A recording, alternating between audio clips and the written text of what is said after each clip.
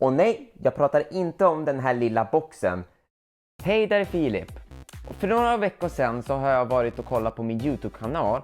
Och då såg jag en video som jag gjorde för 4 år sedan som var topp 10 D-spel. Och sen efter detta så hade jag tanke att jag skulle kunna göra en ny topp 10-lista fast med Wii-spel. Och det kommer att hända just nu. Så här har ni det. Och det har varit en väldigt bra konsol som Wii hade haft. Och jag minns ju faktiskt hur det var när vi skaffade första Wii. Och det var just samma år 2006 när Wii-konsolen släpptes ut. Och det var så att då var ju alla Wii-konsoler slutsålda. Så det var ju helt omöjligt att hitta det på vilken affär som helst. Och det var ju närmast till julen som man skulle få det här till julklapp.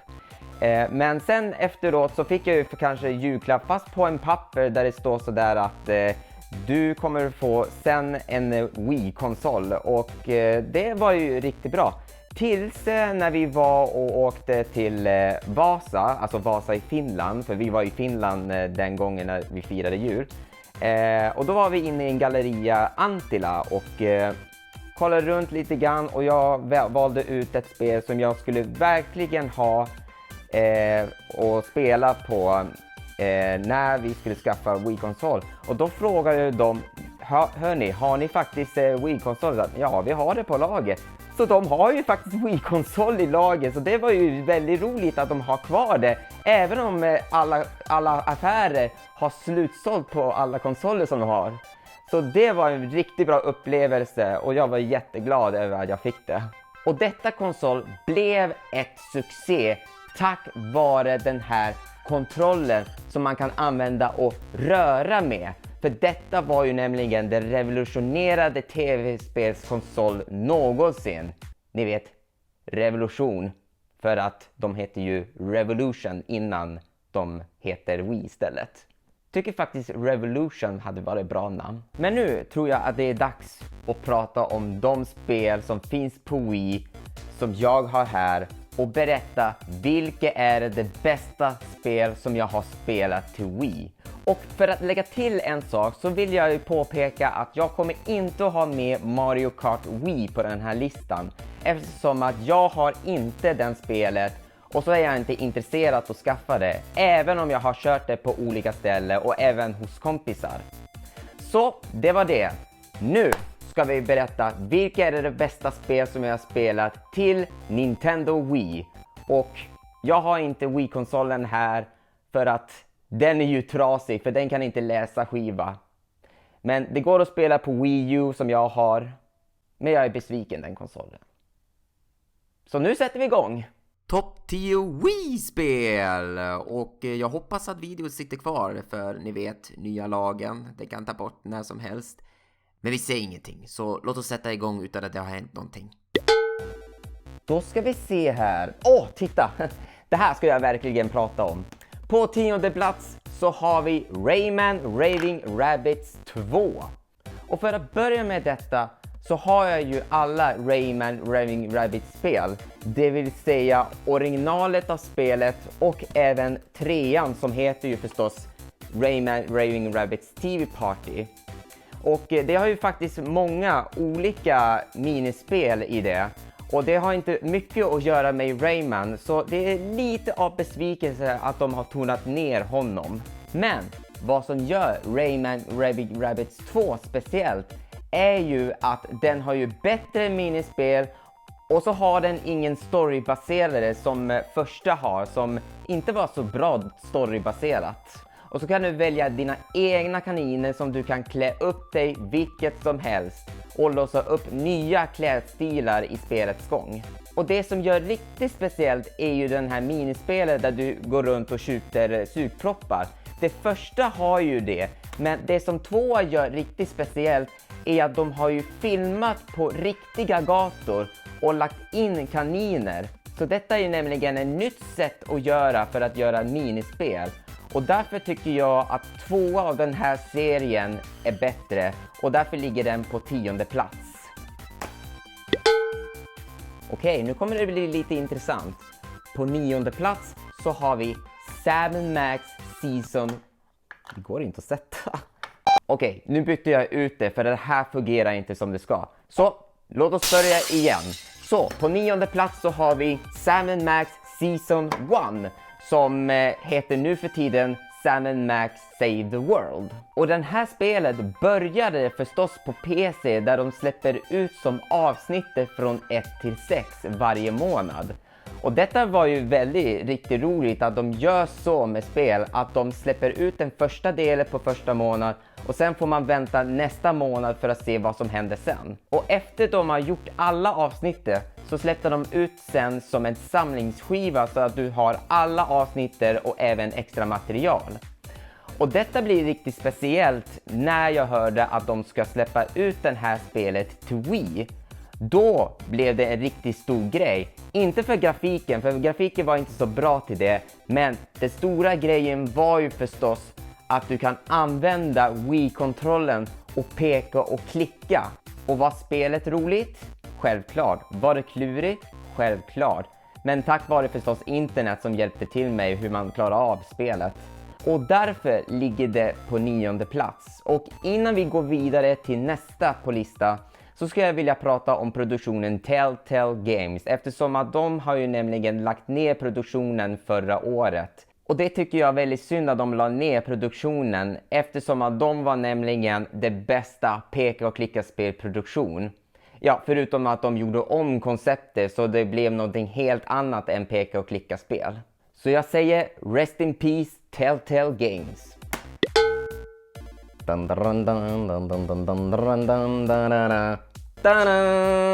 På 8:e plats så har vi GoldenEye. Och detta spel är ju baserat på den absolut bästa spelet till Nintendo 64 som Rare har gjort.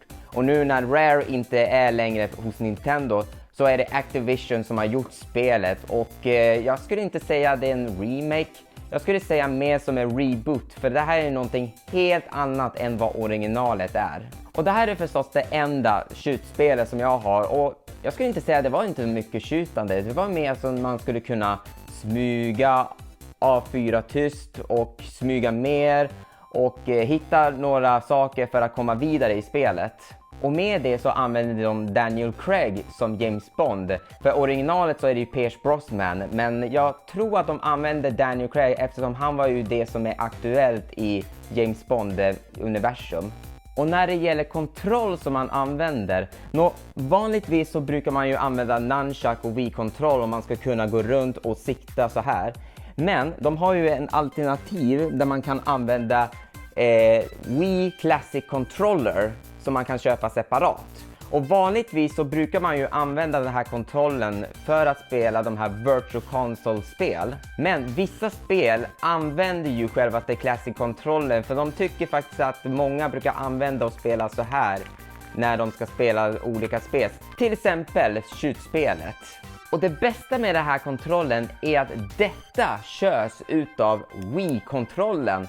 Så all ström och sändare går direkt från den här kontrollen medan du spelar med den här. Sen finns det också en annan modell som är Wii Classic Controller Pro. Och det här är ju ännu bättre för den har ju nämligen en grepp eftersom att den förra inte har det och då blir det svårare att spela. Och så har de även gjort om självaste axlarna så den har ju bättre knappar på axlar än vad den här har. Eftersom den har ju nämligen en mjukare axelknapp. Och detta Wii Classic-kontrollen används bäst med den här spelet. Då ska vi se vad som kommer på 7:e plats. Där har vi ett spel som har kommit på 7:e plats. Super Mario Galaxy. Och detta var ju 2008 årets spel som använde ju samma koncept som Super Mario 64. Och den här gången är det ju en rymdtema till skillnad av den föregående 3D Mario-spelet Super Mario Sunshine där det är en solsemester-tema. Och det här är ju ett roligt spel för här hoppar du till olika planeter för att samla alla stjärnor. Men som sagt, som jag sa när jag tog upp New Super Mario Brothers så är det här spelet enkelt. Men det roligaste är att efter du har samlat alla 120 stjärnor så kommer du nämligen spela som Luigi. Och då blir det 120 stjärnor till, fast lite svårare för att Luigi glider lite grann när han stannar. Så jag kan säga att jag är väldigt nöjd med det här spelet. Och jag vet att det finns en uppföljare till detta, men det har jag ju inte och jag tänker inte skaffa det. Och nu till nummer 6, och det här kommer att bli väldigt roligt för alla har ju spelat detta. Varför det? Jo, för alla får ju det här spelet när de köper Wii-konsolet, Wii Sport. Detta kommer med på alla Wii-konsoler. Och jag skulle säga att det här är ju som en tech-demo för vad Wii-kontrollen kan göra. Men det roligaste är ju att alla tycker om det här spelet och det kan jag förstå det. Och då vet ni att alla kan spela tennis, baseball, golf, boxning och även det populäraste spelet som alla spelar på Wii Sport, bowling. Och jag kan säga att det här spelet kan alla spela, även också mina föräldrar kunde ju spela detta och min syster kan ju spela, även om de inte är tv-spel intresserade. Så därför är det här en väldigt roligt spel som alla får. Men det var väldigt synd att det tonade ner efter året som har gått. Och på 5:e plats så har vi WarioWare Smooth Move. Om jag ska säga av alla WarioWare seriespel som jag tycker om, så skulle jag säga att DIY är det ju bästa. Men det här spelet är ju lite speciellt. För som sagt, som ni vet hur alla WarioWare-spel går ut på är att man får en slumpmässig mikrospel. Och så tar det ju 5 eller 10 sekunder för att lösa det. Problemet med alla de där spelet är ju att de nybörjarspelare kanske inte förstår hur man spelar detta. Och det här spelar ju samma sak, men till skillnad av alla spel är att innan de går direkt till mikrospel så visar de upp en skylt av vilken position som du ska hålla kontrollen. Det vill säga om du vill peka så här, eller du ska hålla så, eller kanske göra så här. Och detta gör så att de nybörjarspelet förstår vilka mikrospel de kommer att förvänta sig. Och därför är det här lite speciellt. På 4:e plats så har vi Donkey Kong Country Returns. Och detta spel är baserat på den klassiska Super Nintendo-spelet Donkey Kong Country gjord av Rare. Undrar varför jag pratar mycket om Rare. Känns som att Rare är bättre på Nintendo än på Microsoft. Och det här är vad som gör det här spelet ännu roligare, är att detta är svårare än vad andra Donkey Kong Country-spelet är. För vissa av banor är svåra att klara ut. Du måste ha en bra taktik för att komma vidare. Det vill säga om du kommer till den här lavabanan. För där har jag svårt att klara av. Och det är jättesvårt att försöka klara av hela detta. Men som tur är så finns det ju en sån här en fusk. Så man kan alltså få spelare att spela för dig för att klara av hela spelet. Men det är bättre om du klarar av det själv. Och detta spel blev ett riktigt succé så att de portade den här spelet till 3DS. Och grafiken är ju exakt likadan ut som Wii-konsolen. Tänk hur de kan göra med de här. Sen finns det också en uppföljare till Wii U som också har portat till Switch som är Donkey Kong Country Tropical Island. Och jag har inte kört det, men det skulle vara väldigt roligt att spela. Så det här är ett roligt spel att börja på. Nummer tre så har vi The Legend of Zelda Skyward Sword. Och detta är en av de spel som använder den nya kontrollfunktionen Motion Plus. Och för er som undrar vad det är så är det ju den här lilla grejen inlindad med den här gummisaken. Och vad man gör det är att man tar den här kontrollen och nu måste jag ta ut den här så detta kan ta tid. Stoppa in den under Wii-kontrollen.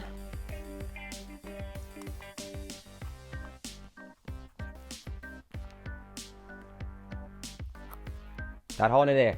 Wii-kontrollen. Revolutionerade. Så. Och då kan du använda mer rörelse i det. Och för att berätta vad för rörelse man använder är att den vanliga kontrollen så använder det bara för just att peka lodrätta och även rotering, men den använder inte den här vågrätta. Så detta läggs till i kontrollen. Men efter bara några år så har de lagt till den direkt in i kontrollen, så du behöver inte köpa en extra sån här. Jag menar, titta hur lång den här är. Men tillbaka till spelet. För detta blev inte den populära spelet av alla. Men det är ju nämligen en jubileumsspel, för detta släpptes ut när The Legend of Zelda fyllde 25 år. Och då har de peppat till lite grann med orkestermusiker och även också, som jag såg i fodralen, la till en extra skiva av alla medley-låtar på alla Zelda-spel någonsin har gjorts. Så jag kan säga att det här är inte ett populärt spel, men det är ändå rätt bra. På andra plats så kommer det The Bigger Things. Och ni kan gissa vad det kan vara. Jaha, ni säger ju Fortnite. Okej, men då slutar jag det tidigare. Hej då. Nej. Okej, jag skojar bara. Utan The Bigger Things är ju förstås Smash Brothers. På andra plats så kommer Super Smash Brothers Brawl. Och detta är förstås The Bigger Things efter Super Smash Brothers Melee. Så vill man ju ha mer och bättre. Och därför blev ju Brawl The Bigger Things som händer. För att de uppdaterar hela tiden med vilka nya karaktärer som kommer, vilka nya banor, vilka nya saker som händer. Och allt det där kan man ju hitta det på nätet. Och detta är nämligen den roligaste upplevelsen man förväntade sig. Men det roligaste av alla är att i alla spelkaraktärer så har de tagit med de två karaktärerna som inte är Nintendo-karaktär. Och det är nämligen Solid Snake och Sonic the Hedgehog. Och detta gjorde så att när det kommer ett nytt Smash Brothers-spel så lägger de till andra icke-Nintendo-karaktärsspel till det. Och då blir det ännu bättre. Men nu håller vi till Brawl. Och den har också ett äventyrsspel som inte blev det bästa, för det råkade vara så att många använder bilder från spelet och laddar upp det på nätet. Så det var inte det bästa. Men det viktigaste av allt är ju hur Super Smash Brothers spelas, och det har inte ändrat någonting över det. Okej, kanske lite grann, men inte sen startet. Och sen efter när det har kommit nya spel som Wii U-versionen, 3DS-versionen och även The Ultimate till Switch, så ser det ut som att de är ju bättre än det här är. Men detta är faktiskt startet av hypen på Super Smash Brothers. Och nu har vi kommit till första platsen av det bästa Wii-spel som jag har spelat. Och ni minns ju när jag pratade om när jag var i Antilla i Vasa. Och då var det så att då köpte vi ett spel som jag kan spela innan jag fått Wii-konsolen. Och det spelet blev ju det bästa spelet någonsin som jag har spelat. Och det, mina damer och herrar, är The Legend of Zelda Twilight Princess. Och detta är förstås det bästa Zelda-spel av alla. Och detta är vad alla ville ha. Ett mörk atmosfär, bättre grafik och även spännande berättelse vad som händer i deras värld. Och originellt var det från början att de skulle släppa ut till GameCube.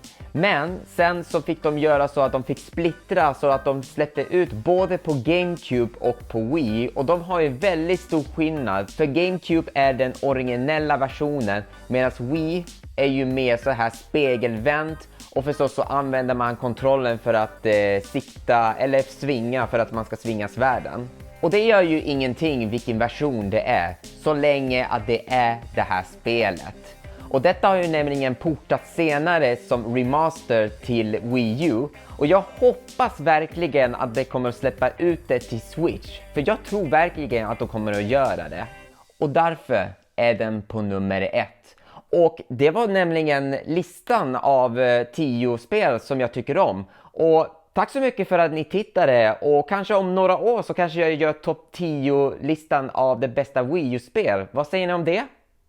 Nej, det kommer inte hända. Nej, det kommer inte att hända. Alltså, jag har inte så mycket Wii U-spel. Men det kommer inte att hända. Varför har jag en Wii U?